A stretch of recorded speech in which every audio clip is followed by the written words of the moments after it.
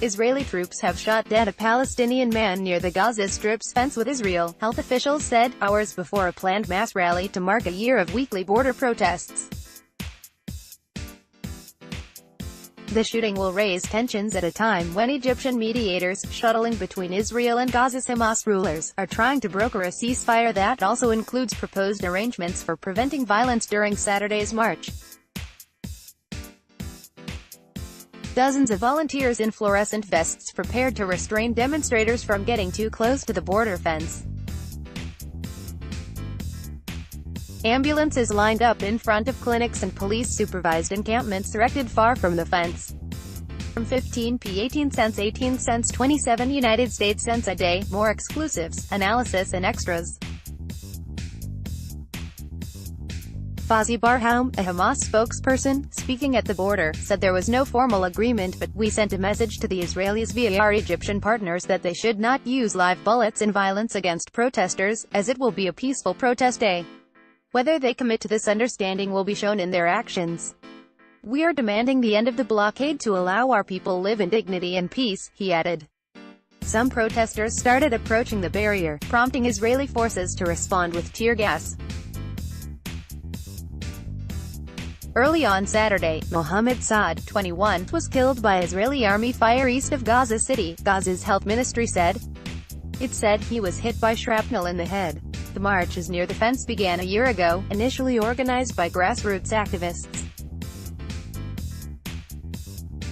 Hamas quickly took the lead, but a steady large turnout was also driven by widespread despair in Gaza. Created with sketch. Youssef Gandia, 17, was returning to the border, after being injured in last year's protests. I was on the fence. I was holding a tire when I was injured by a bullet, she said. I've had 11 surgeries since. But I've come back again. We want to end the blockade on Gaza. I just want to get out of Gaza, go anywhere. I've never left the country, and I have no memories of what this place was like before the blockade. The border blockade, imposed by Israel and Egypt after Hamas seized Gaza in 2007, has devastated Gaza's economy.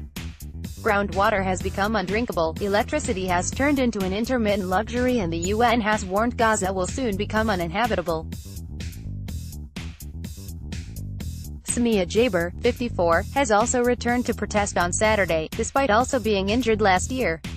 I have been injured twice in the marches. The first time was in June 2018. I was standing on the front line with women and I was shot in the leg. For 5 months I was on crutches, she said.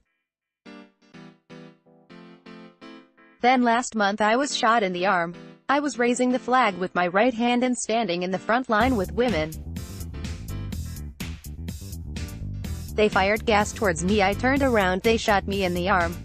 Despite my injuries, she said, I'm back here to end the blockade, to have a good life. I was just waving the Palestinian flag and I was injured twice. I didn't throw any stones or anything. I'm a 54-year-old woman. What did I do? God knows what will happen today. We are here peacefully. God willing, it will be okay. Great March of Return, injured Gazans still receiving rehabilitation treatment 1 year on from protest. The border marches routinely ended in confrontations, with Palestinian demonstrators burning tires, hurling firebombs and setting off explosives, while Israeli troops fire live rounds and tear gas. According to a Gaza rights group, 196 Palestinians were killed in the demonstrations over the past year, including 41 minors, and thousands were wounded by live fire. An Israeli soldier was also killed in the context of the marches. An Israeli army spokesman said about 200 Palestinians rioted during the night along the fence, and the army used riot dispersal means against them. A Gaza hospital worker said Mr. Saad was a member of the so-called night disturbance unit.